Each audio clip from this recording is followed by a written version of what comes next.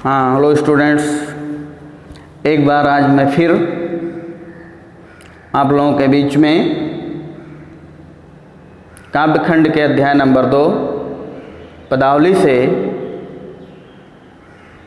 मैं फिर इस पाठ को आप लोगों के बीच में लेके उपस्थित हुआ हूँ। लेकिन इस बार हमें जीवन परिचय के विषय में बात नहीं करनी है, और इस बार भी जो हमारा कार्य होगा वो होमवर्क होगा। होमवर्क का कार्य भी है। आपको पेज नंबर 94 यानी 94 पलटना है। तो आप लोगों से हम ये कहना चाहेंगे कि आप लोग फिर अपने बुक को एक बार ओपन कीजिए, खोलिए, पेज नंबर 94 खोलिए। और 94 पेज नंबर जब आप लोग खोलेंगे तो वहाँ आप लोगों को हरे प्रिंट में मिलेगा, हेडिंग मोटे अक्षर में नीचे देखेंगे आधे पेज पर, पद्यांशों की संदर्भ व प्रसंग सहित व्याख्या एवं उनका काव्य सौंदर्य। ये हेडिंग आप लोगों को मिलेगा।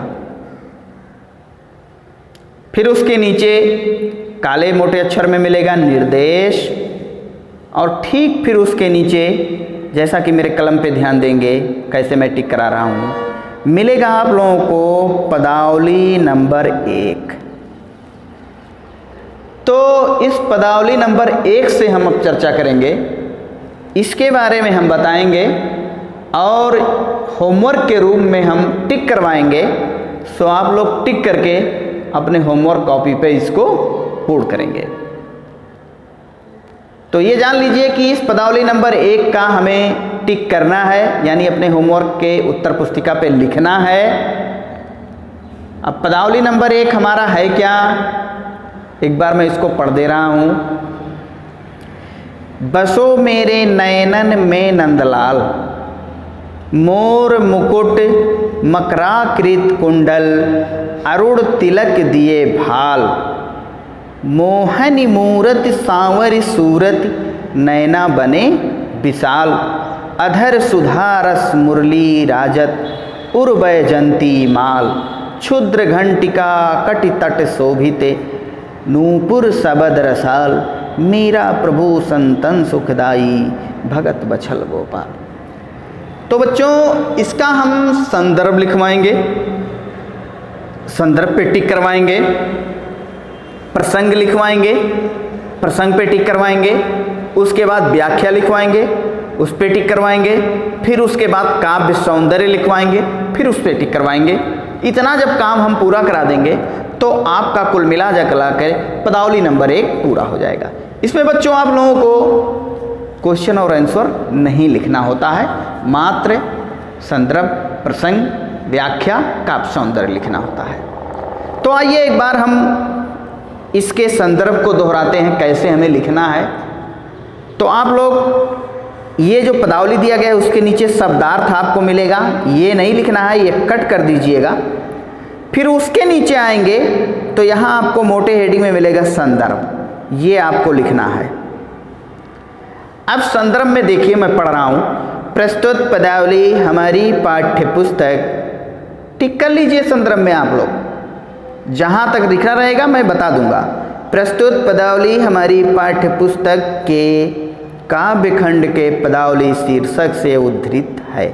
यह श्री कृष्ण की अनन्य उपासिका मीराबाई द्वारा रचित काव्य मीरा सुधा सिंधु से ली गई है। बच्चों, इसमें कोई कटौती नहीं करना है, ये संदर्भ आपको पूरा लिखना है, टिक कर लीजिए। फिर उसके नीचे आपको हेडिंग मिलेगा प्रसंग, इस पर भी टिक करेंगे। देखिए मैं टिक कर रहा हूँ। अब इसमें कहाँ तक लिखना मैं पढ़ के बता रहा हूँ, वहाँ तक टिक कर लीजिए। प्रस्तुत पद में मीराबाई अपने प्रभु श्री कृष्ण के रूप सौंदर्य पर मुग्ध होकर उनसे अपने नयनों और मन में बसे रहने का अनुरोध कर रही हैं। बस बच्चों, यहीं तक लिखना है। इसके बाद ये नीचे का लाइन आप लोगों का शॉर्ट कर दिया गया है, अर्थात कट कर दिया गया है। अब आइए हम चलते हैं, इसके नीचे मिलेगा व्याख्या। व्याख्या पे टिक कीजिए, व्याख्या आपको लिखना है। अब व्याख्या में एक चीज़ हम बता दें कि इसमें आपको कोई कटौती नहीं करनी है। ये व्याख्या आपको पहले पदावली में पूरा लिखना है जितना दिया गया है, कोई कटौती नहीं करना है। जैसा एक बार मैं पढ़ दे रहा हूँ कि भगवान श्री कृष्ण के प्रेम में लीन मीराबाई अपने आराध्य श्री कृष्ण से कहती हैं कि हे श्री कृष्ण, आप मेरी आंखों में बस जाओ, आप मेरी आंखों में बस जाओ। आपके सिर पर मोर के पंखों से निर्मित मुकुट व कानों में मछली आकृति के कुंडल सुशोभित हो रहे हैं। इन सभी के कारण आप सौंदर्य मनमोहक लग रहे हैं। आपके मस्तक पर सुंदर लाल तिलक शोभित होने वाली यह छब मेरे मन प्राणों में वास करती है। मीरा आगे कहती हैं कि हे श्री कृष्ण, आपकी यह सांवली सलोनी सूरत मन को मोहने वाली है। साथ ही आपके यह विशाल नेत्र और अमृत से भरे सुंदर होठों पर विराजित मुरली आपकी शोभा को और बढ़ा रही है। श्री कृष्ण के हृदय पर वन के पत्र पुष्पों से निर्मित वैजंतीय माला सुशोभित है। उनकी कमर में बधी करधनी में छोटी छोटी घंटियाँ सुशोभित हो रही हैं। उनके पैरों में बधे घुघरुओं की धुन सुनने में ऐसे जो प्रतीत हो रही है। मीराबाई कहती है, कृष्ण, आप सज्जनों को सुख प्रदान करने वाले और भक्तों से प्रेम भाव रखने वाले, आप मेरे नेत्रों में आकर के बस जाइए। तो यहाँ तक आपको ये व्याख्या लिखना है। अब व्याख्या के तुरंत बाद हेडिंग मिलेगा आपको काव्य सौंदर्य। अब काव्य सौंदर्य में देखिए, भाषा में आप लोग लिखेंगे, जैसे लिखेंगे राजस्थानी मिश्रित भाषा। शैली में लिखेंगे मुक्तक काव्य की पद शैली। गुण में लिखेंगे माधुर्य एवं प्रसाद। रस में लिखेंगे भक्ति एवं शांत। छंद में लिखेंगे गीतात्मक पद। शब्द शक्ति में लिखेंगे अभिधा एवं लक्षणा। अलंकार में लिखेंगे अनुप्रास अलंकार। तो इस प्रकार से ये आपका पदावली नंबर 1 समाप्त होता है। और अब पदावली नंबर 2 पे आप जाएंगे। आप लोग अपने पेज नंबर 95 यानी 95 को खोलिए, पदावली नंबर 2 पे टिक कर लीजिए। हाँ, तो जैसा कि बच्चों हमने कहा था कि अब पेज को आप लोग देखेंगे 95 यानी 95 पेज नंबर देखेंगे और आपके उसके जहाँ 95 दर्शाया गया है यानी मेरे दाएं हाथ के आप लोग बाएं साइड में चलेंगे तो आपको मिलेगा, देखिए मैं कलम से टिक कर रहा हूँ, पदावली नंबर 2। इसको आप लोग टिक कीजिए। इसे आप लोगों को लिखना है। बस बच्चों, इस पाठ में 2 ही पदावली लिखना है। ये चैप्टर समाप्त हो जा रहा है, इसीलिए मैं चाहता हूँ आज ही ये समाप्त हो जाए। तो एक बार मैं इस पदावली को पढ़ रहा हूँ। पायो जी मह तो राम रतन धन पायो, वस्तु अमोलक दी मेरे सतगुर कृपा कर अपनायो, जन्म जन्म की पूजी पाई जग में सभी खुआयो, खर्चे नहीं कोई चोर न लेवें दिन दिन बढ़त समायो, सत की नाव खेवटिया सतगुर भव सागर तर आयो, मीरा के प्रभु गिरधर नागर हरक हरक जस गायो। तो बच्चों, ये आप लोगों का पदावली नंबर 2 है। तो ठीक शब्दार्थ उसके नीचे मिलेगा हेडिंग, आपको ये नहीं लिखना है। इसके नीचे संदर्भ मिलेगा, ये आपको लिखना है। और वहाँ मिलेगा पूर्ववत, तो आपको सेम यही पूर्ववत लिख देना है। यानी जो संदर्भ आप पदावली नंबर 1 में लिखे हैं वही संदर्भ पदावली नंबर 2 का भी है। तो इससे बेहतर है आप पूर्वोक्त लिख लेंगे, आपका समय भी बचेगा और आपका पेज भी बचेगा। फिर उसके नीचे प्रसंग हेडिंग डालेंगे। ये देखिए मैं टिक कर रहा हूँ, आप भी कीजिए। प्रसंग को पूरा लिखना है। प्रस्तुत पद में श्री कृष्ण के प्रेम की अनन्य साधिका मीराबाई ने सद्गुरु की कृपा से प्राप्त होने वाले राम नाम के महत्व अर्थात ईश्वर के महत्व को बताया है।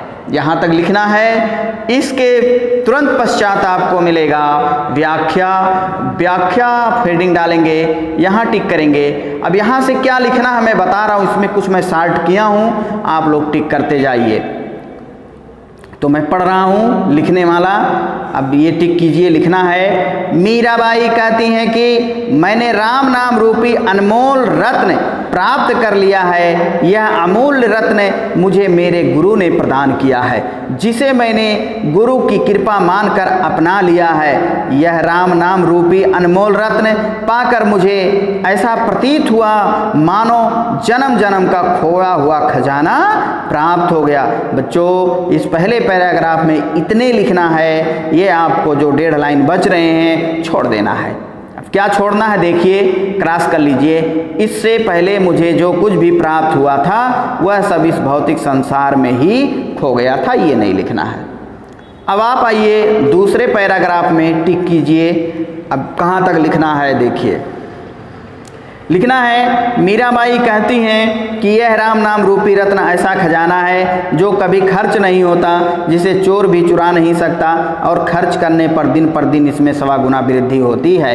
मीराबाई आगे कहती हैं कि मुझे तो सत्य रूपी नाव प्राप्त हो गई है, जिसके खेवनहार मेरे सद्गुरु हैं। मुझे विश्वास है कि इस सत्य रूपी नाव पर चढ़कर मैं इस संसार रूपी विशाल सागर को पार करने में सफल हो जाऊंगी। यहाँ तक लिखना है, ये आप लोगों को नहीं लिखना है अर्थात मुझे मुक्ति मिल जाएगी, ये नहीं लिखना है। फिर उसके आगे लिखना है, अंत में टिक कर लीजिए। अंत में मीराबाई कहती हैं कि चतुर गिरधर गोपाल श्री कृष्ण मेरे स्वामी हैं, मैं सदैव हर्षपूर्वक उनके नाम का गुणगान करती रहूंगी।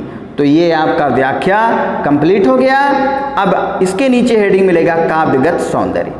काव्यगत सौंदर्य हेडिंग डालेंगे बच्चे। उसके बाद यहाँ भाषा लिखेंगे।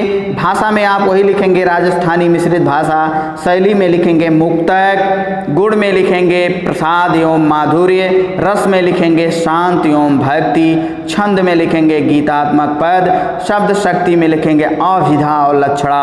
अलंकार यहाँ आपका हो जाता है रूपक अलंकार। बस इतने लिख के छोड़ देना है। तो बच्चों मैं ये बताना चाहूँगा कि आपका ये अध्याय नंबर 2 यानी पदावली ये पूर्ण रूप से कंप्लीट हो चुका है। जीवन परिचय से लेकर के पदावली से संदर्भ व्याख्या प्रसंग से लेकर के सब कंप्लीट हो चुका है। अब आप लोग भी 2 दिन के अंदर इस पाठ को अपने होमवर्क की कॉपी पर एकदम सुंदर सुंदर अक्षरों में किताब से मिलान करके कंप्लीट कर लीजिए। और कंप्लीट करने के बाद मैं ये चाहूँगा कि मंडे यानी सोमवार से आप लोग आकर के अपने कॉपी को विद्यालय पर संपर्क करके चेक करवा लीजिए, जांच करवा लीजिए। फिर नेक्स्ट वीडियो में जो हम लेकर आएंगे तो मेरा सोच ये होगा कि मैं चाहूँगा कि नेक्स्ट वीडियो में मैं चाहूँगा कि अनिवार्य संस्कृत से पहला पाठ लेकर चलूँ।